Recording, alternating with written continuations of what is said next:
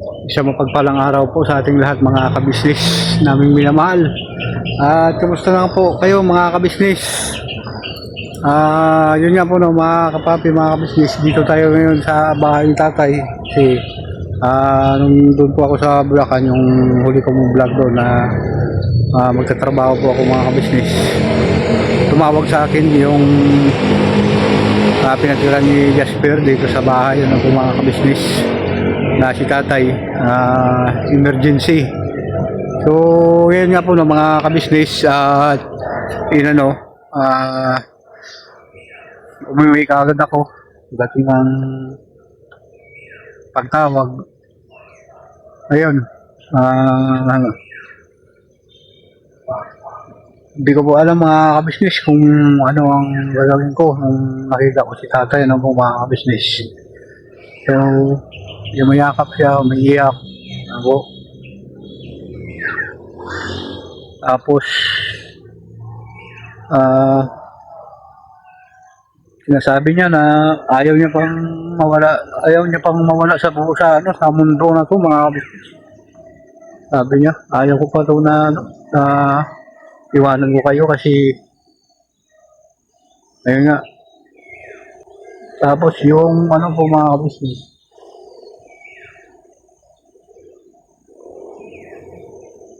kasi yung siya kasi may kasalanan mga kabisnes, hindi inawa niya ako. At hindi ko na rin maiwasan po mga kabisnes. Ay kaya si just tinawagan ko po mga kabisnes kasi gusto ko rin sana na makatulong sa kay tatay. Ngayon ang nangyari po mga kabisnes na kanya. So ngayon, po, sana tulungan niyo ako na magnalangin para maligtas po si tatay po mga business. Kasi talagang hindi niya na po kaya ang kanyang kalagayan. Sana maintindihan niyo po ako mga business, kaya dito po ako kasi nalala ko, hindi ko pa mga ginagawa.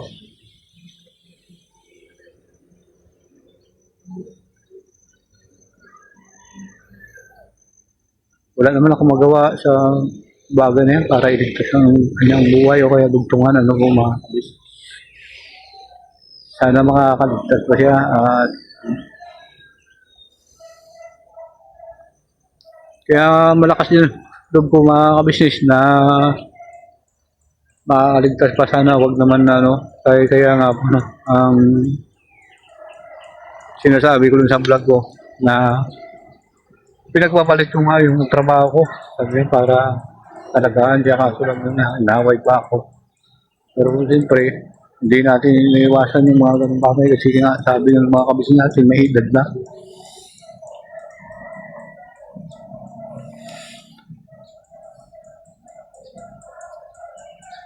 So ayun nga po mga kabisnes, nandoon siya nandun yung kapatid ko bantay ngayon. Nangingitim na ngayon na ako mga kabisnes sa sujet. Dalawang gabi, isang araw. Ngayon na po ako nakauwi mga kabisnes kasi maghahanap ako ng pambayad at saka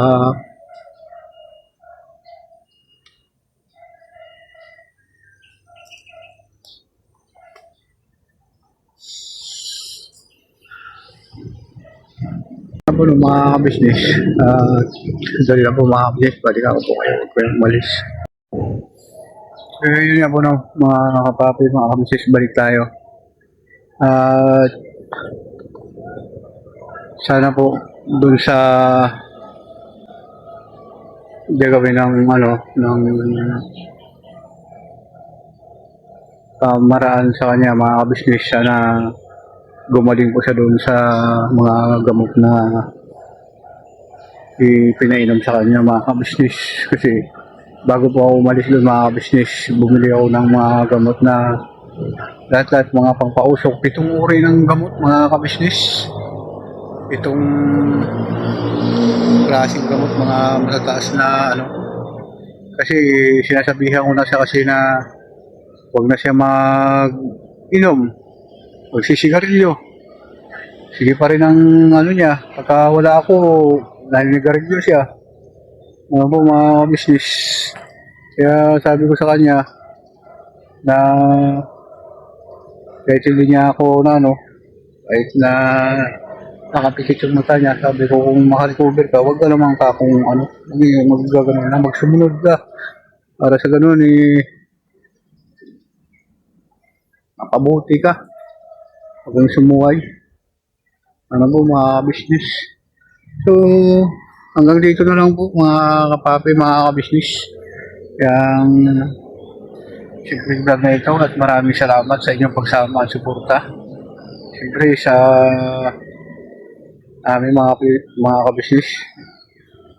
At update na po ito kay tatay mga ka-business kung anong lagay, bakit hindi ako nakapag-vlog at saka hindi pa ako nakapagpunta sa ni Kuya. Kasi talagang mas tagal ko na po siya na sinusubaybayan mga ka-business, talagang hindi na talaga kaya ng katawan ni tatay, ano po mga ka-business. Kaya pasensya na po kayo.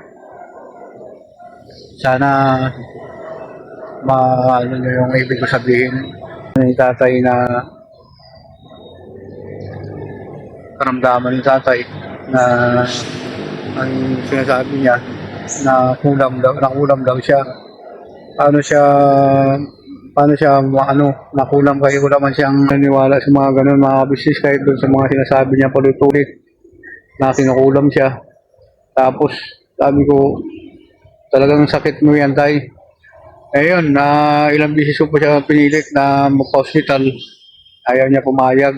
Ano siya kasi takot siya makuhaan ng ng dugo, po mga business. So yung hindi niya na talaga kaya, ayun, napilitan talaga siya. Wala na siyang talaga choice kasi hindi na talaga siya makahinga mga business. Yun sabi nung doktor, bubutasan na daw mga business dito niya. So, sabi ko wag muna kasi baka madala sa gamot, kaya may kunting pera po mga business, lahat na sinabi, binili ko na po mga business para wala po masabi. So yun nga po nandito po ako ngayon para maghanap pa rin ng dagdagan na bayad po mga ka-business. At sana hindi ako pabayaan ng mga kapatid ko. Ayun, isa kong kapatid na nagbabantay. Ayun, si Inday naman, nung kapatid kong isang malayo, po mga business sa probinsya. Kaya yun, umiiyak din. Dahil pinapakita ko po sa kanya ang kalagayan ni tatay. Yun po mga business. Ano na rin po ako mga business. Hihimok na rin ako, magbibigis na rin ako mga business. Bubalik na po ako doon. Daanan ko na lang po, may tumawag ng kaibigan ko na magpahiram. Kaya daanan ko na lang po mga kabasis, mamadali na rin sana. Tumatawag na rin yung kapatid ko na ganun pa rin, talagang hirap talaga sa tatay mga kabasis. Sana laging So, ayun nga po mga kapabi, mga kabasis, sana makarecover sa tatay. Hindi sana ayaw ko pa rin po mawala sa tatay mga kabasis. Parang sobrang sakit siguro mangyari ganun po mga ka-business. So huwag po kayong umalis mga kapapi, mga ka-business, at babalikan ko po kayo. Yun nga po mga kapapi, mga ka-business, maraming salamat sa inyong pagsama at suporta sa ka-business official, Papa Liz TV, Business TV official, at America Business, Paimos Butang official, at mga kapatid ko bagong mga ka-business. Maraming salamat. Siyempre sa inyong mabangling po, Pagwang Damulag 2.0 official. Ikit po na po salamat, sumasaludo po sa inyo. At sa inyong lahat mga kabisnes. At dyan sa halos kabisnes natin sa Bayong Dagat. Shout out po sa inyong lahat. At never say goodbye. Tomorrow is another day. Birabanat lang po tayo mga kabisnes.